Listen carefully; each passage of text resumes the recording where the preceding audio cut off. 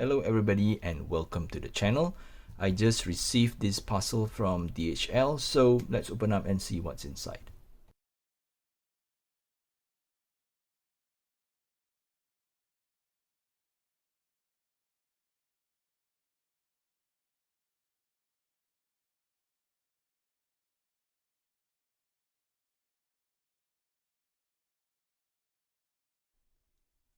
Ta-da! Yes, it's a Nomos. So let's move the camera closer and see what I have.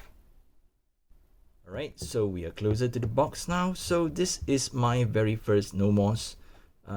So I've been wanting to get myself another Bauhaus watch, or German-made watch, if you will, because I've been really deciding whether or not should I get the Zin 556i, the one without the numerals, or maybe a Nomos, but I ended up deciding getting a Nomos. So let's see. Oh, nice. Your watch. So I guess this is a warranty card and whatnot. So let's see what I have. This is just a piece of cloth.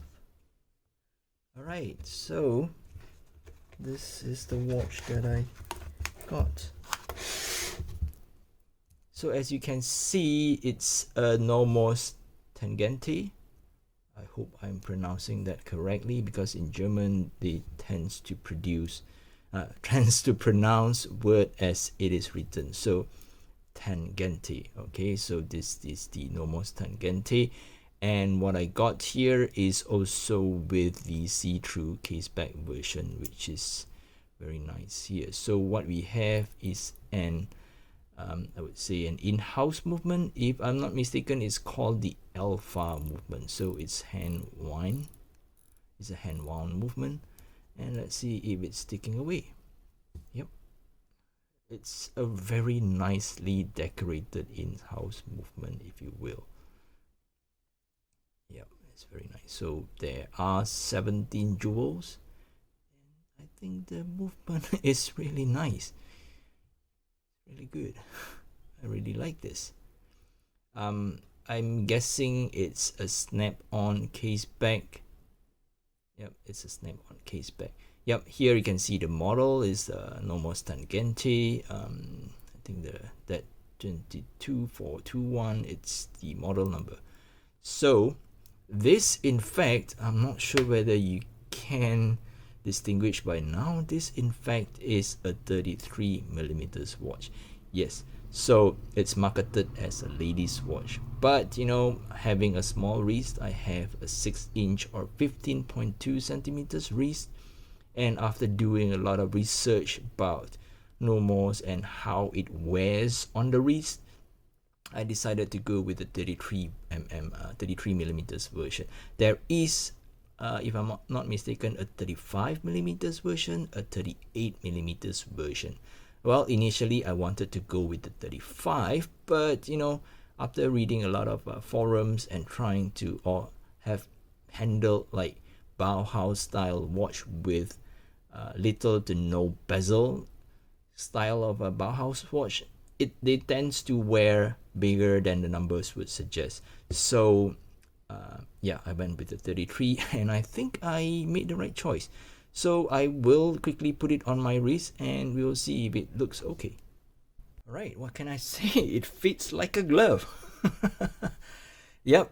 So it will not look too small on my wrist. I think even on like 6-inch, 6.25-inch, 6 maybe to up to 6.5, 6 to 3/4 inch, I think it will still look pretty good, because somehow this kind of watch, they tends to be like I would call a dress watch. They have a dressy vibe, so yeah, it's okay for them to be smaller. I think they looks a lot more classier.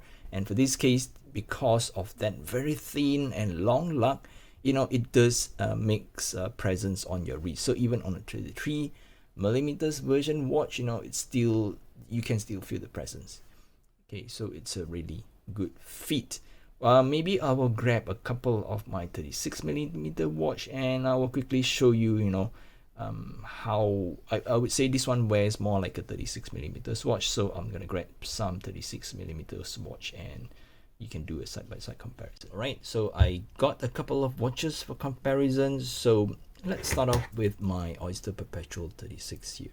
So as you can see, this is my Oyster Perpetual 36 millimeters, and if you look like, you know, head on, this 33 millimeters actually looks slightly bigger than the 36. Yeah, maybe it does look bigger because the dial is bigger. Okay, so even though this is a 36 millimeters watch with that thick bezel, I believe the dial diameter is smaller. So yeah, this wears bigger than a 36, if you will.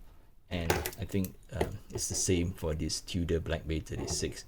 Okay, so maybe the Tudor looks bigger overall, but in terms of appearance, if you just look at the dial, maybe they have the same size, right?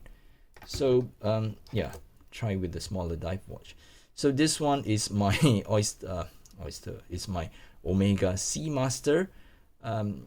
It's a 36.25, or yeah, I'll just call it a 36 millimeters watch here.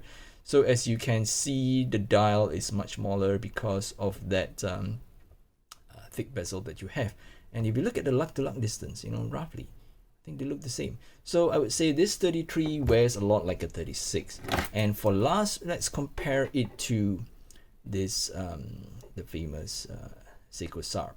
Okay, so yeah, maybe this is a 38 millimeters watch, so maybe, you know, I would say they look about the same size.